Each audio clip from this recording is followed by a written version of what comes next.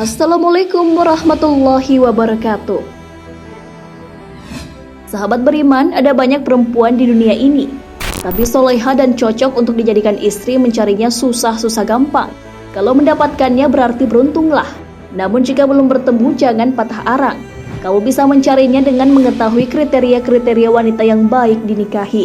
Apa sajakah ciri-cirinya? Ulasannya ada dalam video ini, jadi kamu harus tonton hingga akhir. Tentunya hanya di channel Islam Populer. Tapi sebelum lanjut, jangan lupa klik subscribe, like, dan lonceng notifikasi untuk mendukung channel ini agar terus menyiarkan syiar Islam.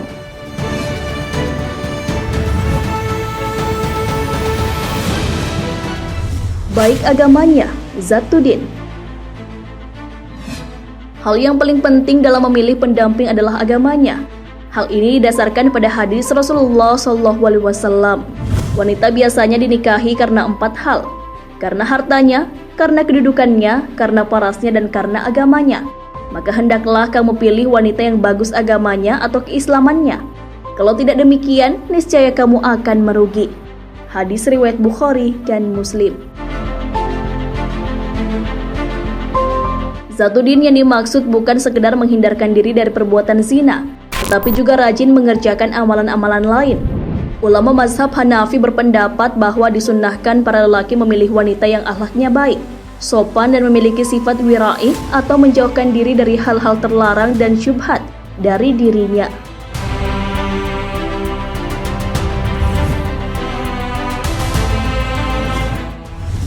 Masih perawan. Para fuqaha berpendapat bahwa sunnah menikahi gadis yang masih perawan. Hal ini didasarkan pada hadis Rasulullah SAW. Hendaklah kalian memilih para gadis karena mereka lebih segar atau manis mulutnya, lebih banyak anaknya, dan lebih rela dengan pemberian yang sedikit. Hadis riwayat Ibnu Majah. Namun ulama Syafi'iyah dan Hanabilah memiliki pendapat yang berbeda. Mereka berpendapat bahwa menikahi janda lebih utama daripada perawan. Hal itu jika keadaannya seorang duda membutuhkan seorang ibu untuk mengurus anak-anaknya, atau seseorang yang lemah syahwatnya. Hal ini sudah disebutkan Rasulullah dalam hadisnya. Rasulullah bertanya kepada Jabir, "Engkau menikah dengan perawan atau janda?" Jabir menjawab, "Aku menikahi janda."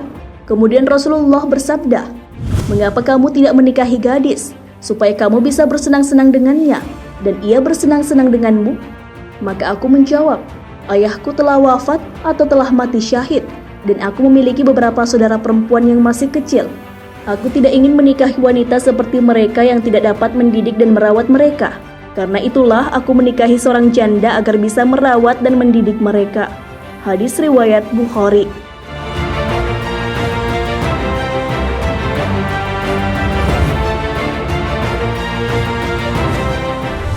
Baik nasabnya.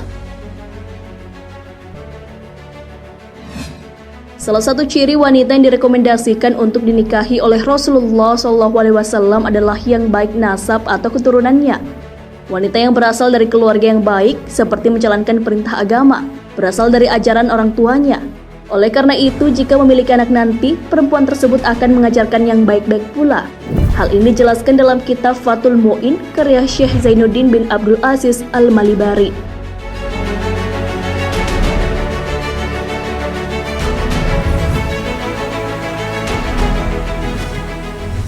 Ringan mas kawinnya. Mas kawin menjadi pertimbangan dalam memutuskan menikah. Para ulama menganjurkan untuk memilih perempuan yang tidak terlalu besar biaya lamaran, mahar, dan hidupnya. Hal ini sesuai dengan sabda Rasulullah SAW. Sesungguhnya di antara kebaikan seorang perempuan adalah mudah meminangnya, ringan maharnya, dan subur rahimnya. Hadis riwayat Ahmad.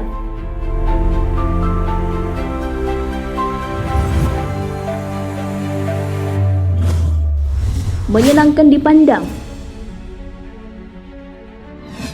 Seseorang boleh mempertimbangkan fisik seseorang dalam menikah, seperti kecantikan.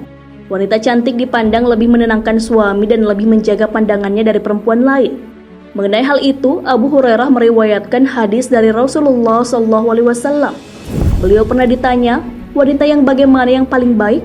Beliau menjawab, jika dipandang suami ia menyenangkan, jika diperintah ia taat, dan ia tidak menyelisihi suaminya pada sesuatu yang tidak disukainya, baik dalam diri maupun harta. Hadis riwayat Ahmad. Namun Imam Ghazali menegaskan bahwa cantik bukanlah tolak ukur satu-satunya dalam memilih pasangan, tapi tetap harus mengutamakan agamanya karena agama adalah yang paling penting menjadi pertimbangan dalam memilih pasangan hidup.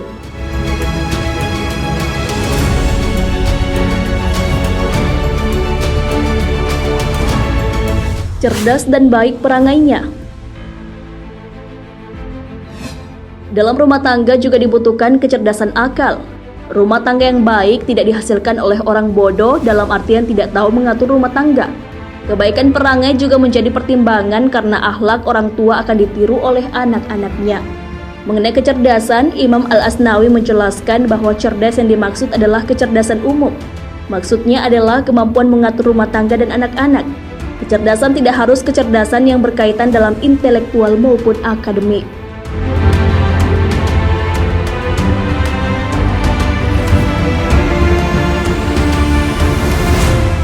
Bukan kerabat dekat.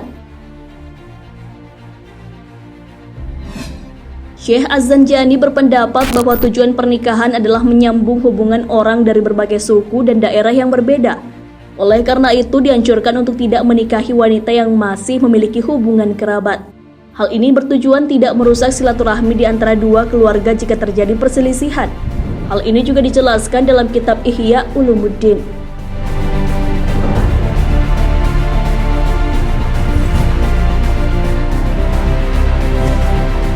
Setara dan sekufu.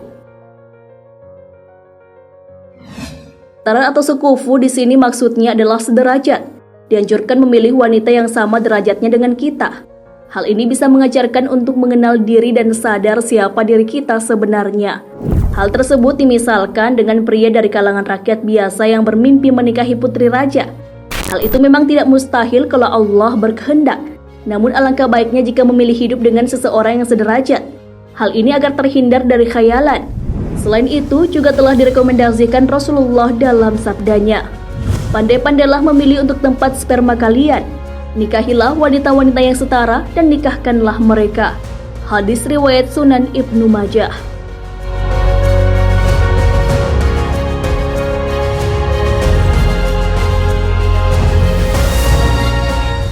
Subur dan penyayang.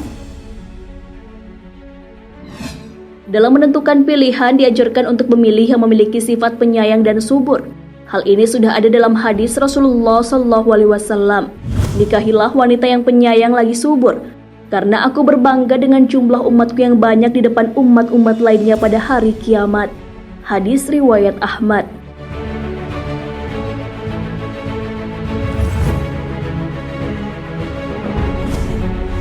Bersedia taat pada suami. Dalam rumah tangga, suami adalah pemimpin. Hal ini sesuai dengan firman Allah Subhanahu wa Ta'ala. Kaum laki-laki adalah pemimpin bagi kaum wanita. Quran Surah An-Nisa ayat 34. Tentu sudah sepantasnya pemimpin tersebut dipatuhi. Ketika ketaatan sudah ditinggalkan, tak ada lagi harapan dalam rumah tangga. Oleh karena itu dalam banyak dalil Allah dan Rasul-Nya memerintahkan istri taat kepada suami, kecuali pada hal yang diharamkan. Nah sahabat beriman, itulah 10 ciri wanita yang baik untuk dinikahi. Walaupun ada 10 kriteria, yang paling utama tetaplah memilih yang baik agamanya. Jadi bagi kaum Adam tidak usah bingung memilih karena sudah ada kriteria yang bisa dijadikan tolak ukur. Begitupun para perempuan, perbaiki segala lini kehidupan. Memperbaiki diri bukan hanya untuk memenuhi kriteria wanita yang baik untuk dinikahi, tetapi juga untuk mendapatkan surganya Allah. Hal ini sesuai hadis Rasulullah SAW. Wanita yang berpakaian namun pada hakikatnya telanjang, yang berjalan melenggang, kepala mereka bergoyang bak punuk unta. Mereka tidak akan masuk surga dan bahkan mencium wanginya pun tidak. Padahal wanginya surga dapat tercium dari jarak sekian dan sekian. Hadis riwayat Muslim. Wallahu a'lam bissawab. Sahabat beriman, jangan lupa berbagi informasi dengan share video ini, karena sebaik-baik manusia adalah yang paling bermanfaat bagi manusia. Wassalamualaikum warahmatullahi wabarakatuh.